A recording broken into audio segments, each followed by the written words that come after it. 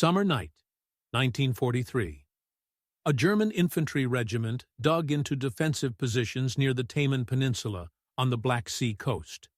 Exhausted soldiers tried to sleep in foxholes and trenches after another day of brutal combat against advancing Soviet forces. The front had stabilized temporarily, giving both sides a brief respite. German sentries scanned the darkness, listening for sounds of Soviet attack. The night was quiet except for distant artillery fire and the occasional flare illuminating no man's land. Then, a sound, faint at first, a whisper in the darkness. Not an engine, not artillery, something else. A soft rushing noise, like wind through fabric. The sound grew louder, became a distinctive swishing, almost like a witch's broomstick cutting through air. At least, that's how German soldiers would later describe it. Before anyone could react, explosions tore through the German positions. Bombs fell with precision, destroying ammunition dumps, vehicles, and troop concentrations. Men dove for cover, shouting warnings, firing blindly into the darkness. But there was nothing to shoot at. No engine noise, no aircraft visible. Just that eerie swooshing sound, and then more explosions. The attacks continued all night, wave after wave. The swooshing sound, followed by bombs, followed by silence, then the sound again from a different direction. The German soldiers fired everything they had into the night sky: machine guns, rifles, even pistols, but hit nothing. Searchlights swept the darkness, but found no targets. The aircraft were too small, too low, too quiet, and they kept coming. By dawn, the German regiment had suffered dozens of casualties, lost significant equipment, and perhaps worse, every man's nerves were shattered. They had been terrorized by an enemy they couldn't see, couldn't hear until too late, couldn't fight. When interrogated prisoners and captured documents finally revealed who had attacked them, the German soldiers couldn't believe it. Women. The aircraft that had tormented them all night were flown by women. Young Soviet women, many barely 20 years old, flying obsolete wooden training biplanes with no armor, no radios, no weapons except bombs. The Luftwaffe, which considered itself the most professional air force in the world, was being humiliated by female pilots in antiques. The Germans began calling them NACHTHEXEN, night witches. The name was meant as an insult, but the Soviet women embraced it. They were witches, and they were coming for you every night. The story of the night witches begins in October 1941, 4 months after Nazi Germany invaded the Soviet Union. The invasion, codenamed Operation Barbarossa, was the largest military operation in history. 3 million German soldiers, supported by thousands of tanks and aircraft, smashed across the Soviet border. Soviet defenses collapsed. Entire armies were encircled and destroyed. Within weeks, German forces advanced hundreds of miles, capturing millions of prisoners and vast territories. By October, German armies were approaching Moscow and Leningrad. The Soviet Union appeared on the verge of collapse. Soviet leader Joseph Stalin needed every resource to stop the German advance. The Red Army had suffered catastrophic losses, millions of soldiers killed, wounded, or captured. Equipment losses were staggering. The Soviet Air Force had been nearly destroyed in the war's first weeks. Stalin issued orders for total mobilization. Every factory, every resource, every person would be devoted to defeating the invaders.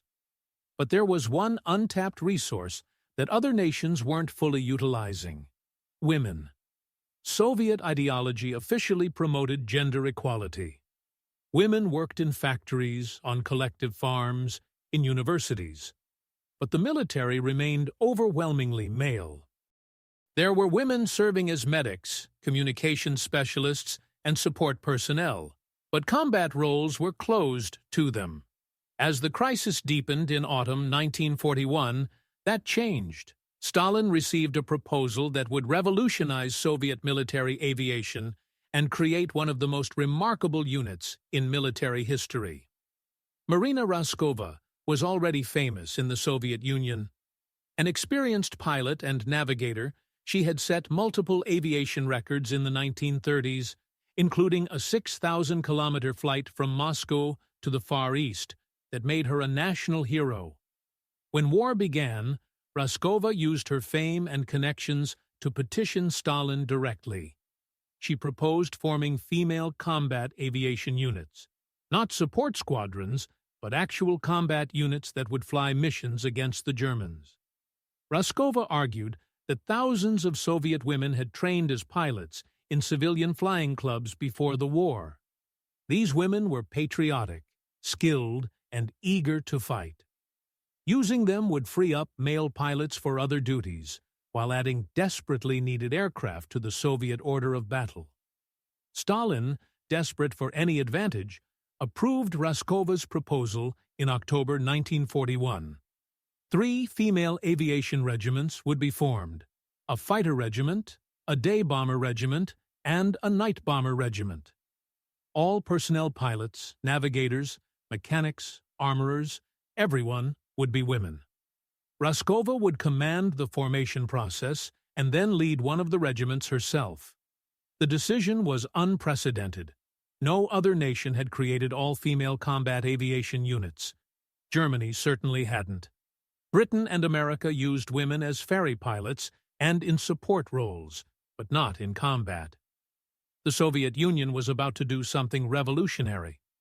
Volunteers flooded in. Thousands of young Soviet women applied to join the female aviation regiments. They came from universities, factories, collective farms, flying clubs. Some were experienced pilots with hundreds of flight hours. Others had minimal training but fierce determination.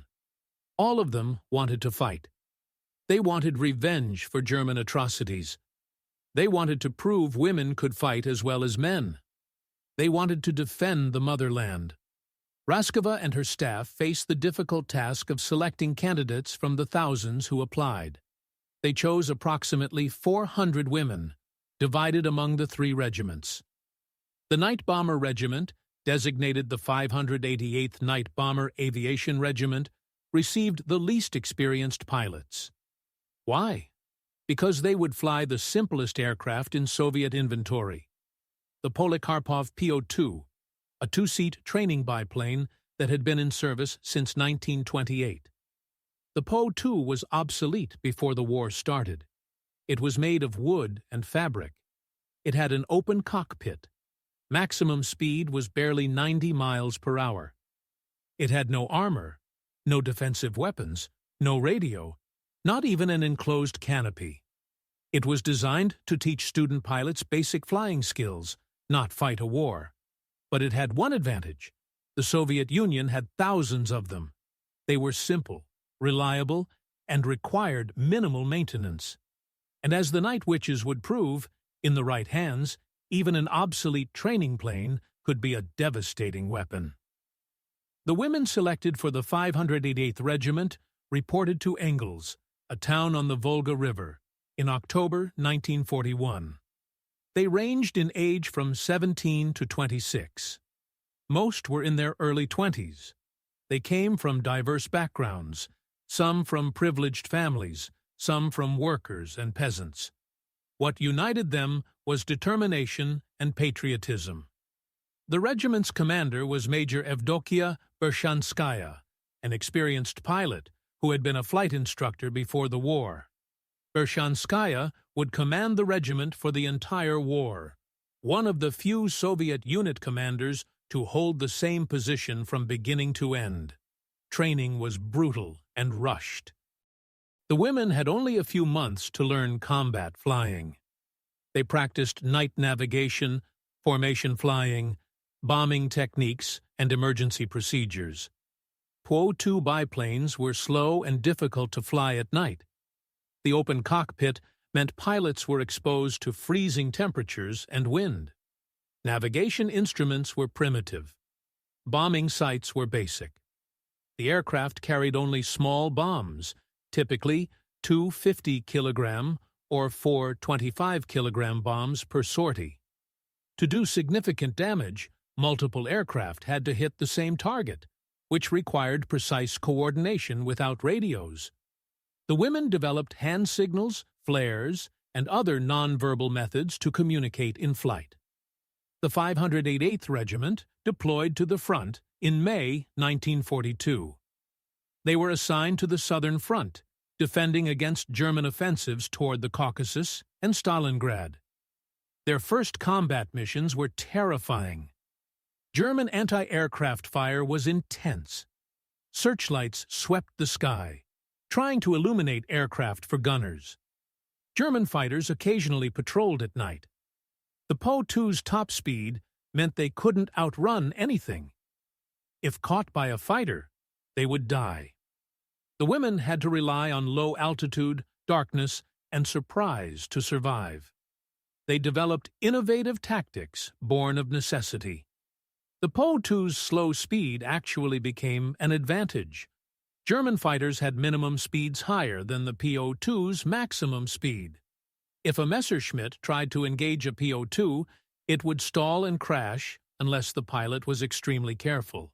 This gave the Po-2's some protection. Fighters couldn't chase them easily.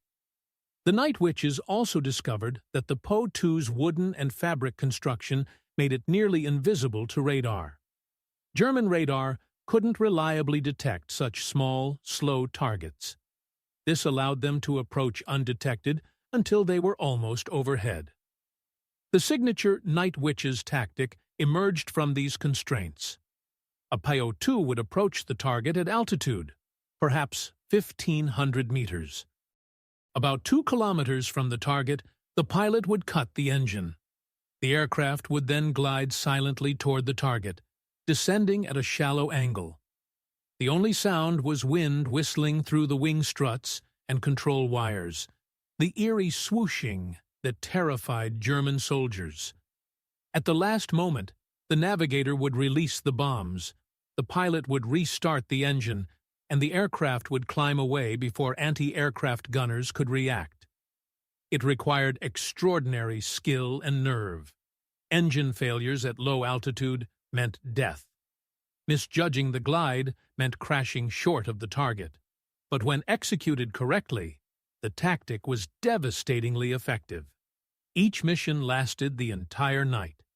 A typical Po-2 crew would fly 8 to 10 sorties per night, sometimes more.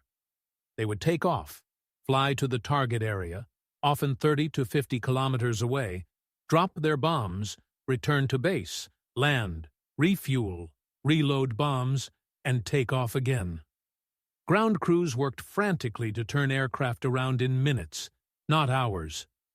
Armorers loaded bombs in total darkness to avoid attracting German attention. Mechanics repaired battle damage between missions. Everyone worked without rest from dusk until dawn. The physical demands were enormous. Pilots and navigators flew in open cockpits at night in all weather. Winter temperatures could reach -40 Celsius. Summer brought storms, fog, and turbulence.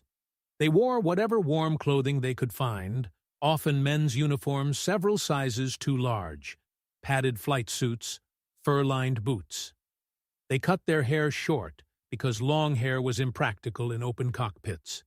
They wore goggles that froze to their faces. Frostbite was common. Exhaustion was constant. They ate when they could, slept a few hours during the day, then flew all night again. German forces learned to dread the Night Witches. The psychological impact was profound. German soldiers couldn't sleep, knowing that any moment the swooshing sound might herald explosions. Ammunition dumps, fuel depots, artillery positions, command posts, all were vulnerable. The Germans tried everything to stop them. They positioned more anti-aircraft guns around potential targets. They tried night fighters, though with limited success. They even trained searchlight operators to work in coordinated teams, attempting to box in Po-2s with intersecting light beams. Nothing worked consistently. The night witches kept coming, night after night, all through 1942 and 43. Individual pilots became legendary. Nadezhda Popova flew 852 combat missions, more than any other night witch. She was shot down multiple times, wounded, burned, but always returned to flying. On one mission, her aircraft was so riddled with holes from anti-aircraft fire that mechanics counted 42 separate penetrations in the wings and fuselage. The plane barely flew, but Popova brought it home. On another occasion, German night fighters shot down her wingman right in front of her. Popova continued the mission, bombed the target, and returned to report what happened, then flew again that same night. Yevgenia Zhigulenko flew 825 missions. After the war, she became a film director and made a movie about the night witches titled In the Sky of Battle. The film brought their story to wider audiences in the Soviet Union.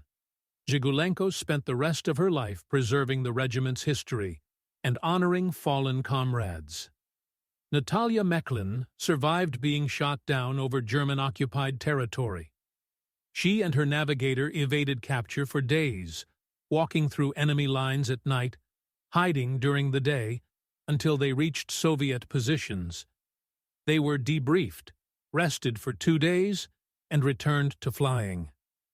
Mechlin flew 815 missions total. She once said, "We were young, and we thought we were invincible. Death happened to other people, not to us." Of course, death did come to many of them. Approximately 30 night witches died during the war, killed in combat, accidents, or from wounds. Each death devastated the regiment because it was so small and close-knit. These women lived together, flew together, depended on each other for survival. When someone didn't return from a mission, everyone felt the loss personally. Ekaterina Ryabova and Vera Bellick were shot down and killed together on the same night in August 1943. Both were experienced pilots, both in their early 20s. Their aircraft was caught by searchlights and blown apart by anti-aircraft fire. Wreckage fell in flames. Nothing could be done. The regiment flew memorial missions that night, dedicating each bomb drop to the fallen.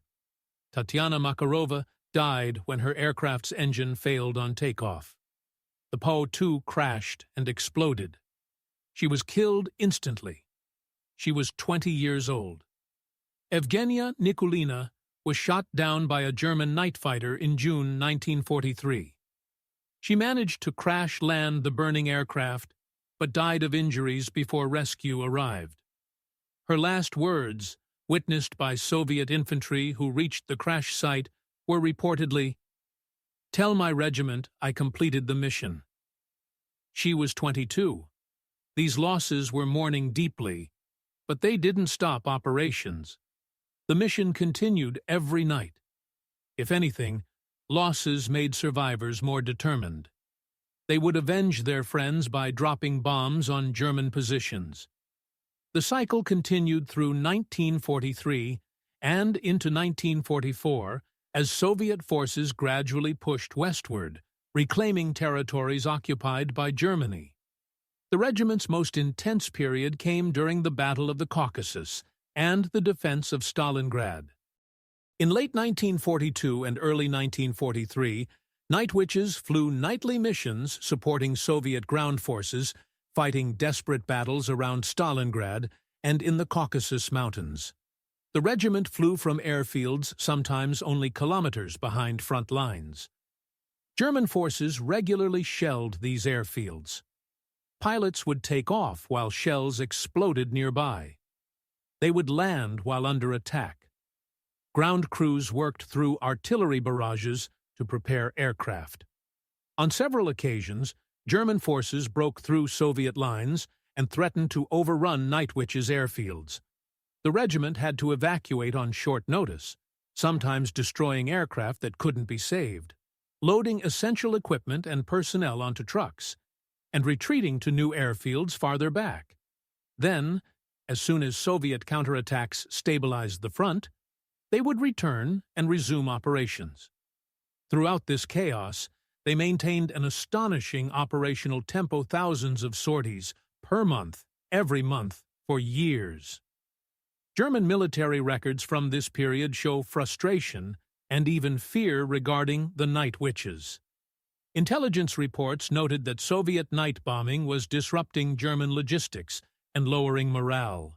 Frontline units reported constant nighttime attacks preventing rest and recovery. The Germans offered rewards for shooting down the night harassment planes, but few were successful. The Iron Cross was supposedly awarded to any pilot who shot down a PO-2, though this claim is difficult to verify from German records. What is certain is that German forces considered the night witches a significant problem requiring resources to counter. The Luftwaffe tried multiple approaches. They positioned more anti-aircraft weapons around key targets. They assigned night fighters to patrol areas where attacks were frequent. They used searchlights more aggressively. Occasionally, these measures worked. A PO-2 would be caught in searchlights and shot down. But mostly, the night witches adapted. They would approach from unexpected angles. They would vary their tactics. They would accept higher risks to complete missions. Courage became routine. As the war turned in favor of the Soviet Union in 1944 and 45, the night witches continued operations through Poland, Romania, Hungary, and eventually into Germany itself. The regiment participated in the liberation of Warsaw, the siege of Budapest, and the final assault on Berlin. They flew their last combat missions in May 1945, just days before Germany surrendered. By war's end, the 588th Regiment, redesignated the 46th Guards Night Bomber Aviation Regiment in February 1943 as recognition of their distinguished service, had flown approximately 23,000 sorties, dropped over 3,000 tons of bombs, and never missed a night of operations when weather permitted flying. 23 women from the regiment were awarded the title Hero of the Soviet Union, the nation's highest military decoration. This was an extraordinary number for a single regiment. Dozens more received Orders of the Red Banner, Orders of the Red Star, and other decorations. Major Bershanskaya received the Hero of the Soviet Union, in addition to multiple other awards. The entire regiment received Guard status, one of the highest honors in Soviet military tradition. When the war ended in May 1945, the night witches faced an unexpected problem. What to do next? They were combat veterans in their early to mid-20s. They had spent years at war, sleeping little, risking death every night. Now, suddenly, peace. Soviet society expected them to return to normal lives, get married, have children, work civilian jobs. For many night witches, the transition was difficult. How do you go from flying combat missions every night to working in a factory or university? How do you relate to people who haven't experienced war? Some night witches stayed in aviation. They became flight instructors, test pilots, or airline pilots in the Soviet civil aviation system. Others left aviation entirely, pursuing careers in medicine, engineering, teaching, or other fields. Most struggled with what we now call post-traumatic stress disorder, though Soviet psychiatry didn't recognize or treat it. Nightmares, insomnia, hypervigilance. These symptoms were common among veterans but rarely discussed openly. The night witches coped as best they could, often finding comfort in staying connected with each other through reunions and correspondence.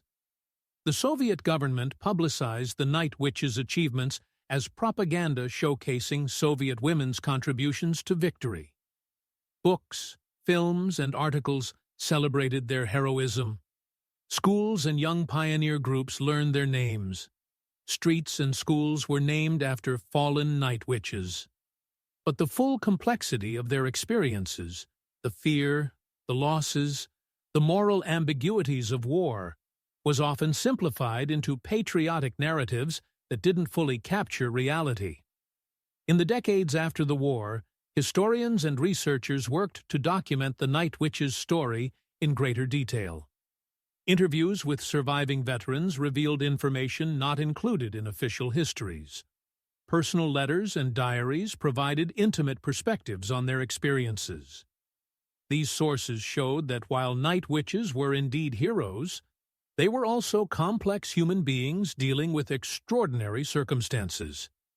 They experienced fear, doubt, grief, anger, and trauma, just like any combat veterans. Their heroism lay not in being superhuman, but in continuing to fulfill their duties despite very human vulnerabilities. Western audiences knew little about the night witches during the Cold War. Soviet military history was not widely studied in the West, and stories about female combat pilots seemed implausible to many Western military professionals who believed women couldn't handle combat roles. It wasn't until the Soviet Union collapsed in 1991 and archives became more accessible that Western historians began seriously examining the Night Witch's record. What they found confirmed that the story was real and the achievements were genuine. Modern military analysts studying the Night Witches have drawn several conclusions. First, the PO-2D-FAU Perifitidate TANB-2 biplane, despite being obsolete, was well suited to the night harassment mission. Its slow speed, low altitude capability, and quiet operation when gliding made it effective for hit-and-run attacks against targets where precision wasn't critical. Second, the all-female composition of the unit wasn't a liability. The women performed as well as male pilots in equivalent roles, sometimes better because they were highly motivated and carefully selected. Third, the psychological impact of night bombing exceeded the actual physical damage inflicted. The Night Witches destroyed equipment and killed soldiers, but their greater achievement was denying rest to German forces and forcing them to divert resources to air defense. These lessons remain relevant. Modern militaries conduct night operations routinely. Stealth and surprise are valued. Psychological warfare is understood as important. And the integration of women into combat roles, which began accelerating in Western militaries in the 1990s and 2000s, was already proven effective by the Night Witches 70 years earlier. The Soviet Union's decision to use female combat pilots wasn't primarily about gender equality. It was about military necessity, but it demonstrated that women could excel in roles previously closed to them. The Night Witches' legacy continues to inspire. Their story has been told in numerous books, documentaries, graphic novels, and even video games. Young women interested in military aviation point to the Night Witches as pioneers who proved that gender is no barrier to success in combat roles. The Russian Air Force maintains the tradition, and contemporary Russian female pilots acknowledge the Night Witches as role models. Outside Russia, militaries that have opened combat aviation to women, including the United States, Britain, and others, often reference the Night Witches as historical precedent. Several Night Witches lived long lives after the war, carrying their memories and experiences for decades. Nadezhda Popova lived until 2013, dying at age 91. She gave many interviews in her later years, speaking openly about her wartime experiences. She described the terror of being caught in searchlights, the grief of losing friends, the physical exhaustion of flying all night every night. She also spoke about pride in what they accomplished and the bonds formed with fellow pilots. "We were sisters," she said in one interview. "We would have died for each other. Some of us did." Yevgenia Zhigulenko lived until 2014, age 91. She spent her post-war career in film, always working to preserve the Night Witches' memory. Her documentary and fictional works about the regiment brought their story to millions of Soviet viewers. She attended reunions until she was too frail to travel, always advocating for recognition of her fallen comrades. The last known surviving night witch, Nadezhda Popova, not to be confused with the previously mentioned pilot of the same name, died in 2020, just 3 years ago. With her death, the night witches transitioned from living memory to history. There are no longer any veterans who can describe firsthand what it was like to fly Po-2s over German lines at night. Their experiences survive only in written records, photographs, and the stories passed down by those who knew them. What remains is an extraordinary legacy. A group of young women who volunteered to fight in one of history's most brutal wars, who flew obsolete aircraft into deadly danger every night for years, who suffered losses but never quit, who proved that courage and competence transcend gender. The night witches were products of their time and place, Soviet women in a desperate war, but their achievements resonate universally. They faced impossible odds and succeeded through skill, determination, and sacrifice. The story of the night witches raises questions that remain relevant today. Should women serve in combat? The night witches proved they can, and did, as effectively as men. How do we honor veterans while acknowledging the moral complexities of war? The night witches were heroes, but they also participated in a war that killed millions and destroyed nations. Their heroism doesn't erase war's horror, but neither does war's horror diminish their courage. How do we remember those who served when they can no longer speak for themselves? We tell their stories as accurately and completely as possible, respecting their achievements while acknowledging their humanity. The night witches flew wooden biplanes through hell and came out the other side. Some died. Most survived. All of them changed history. They proved that women could fight, that old aircraft in the right hands could be deadly, that courage and skill matter more than equipment or physical strength.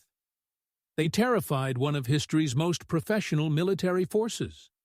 They earned respect from enemies and comrades alike. They did what many said was impossible, and they did it every single night for 3 years.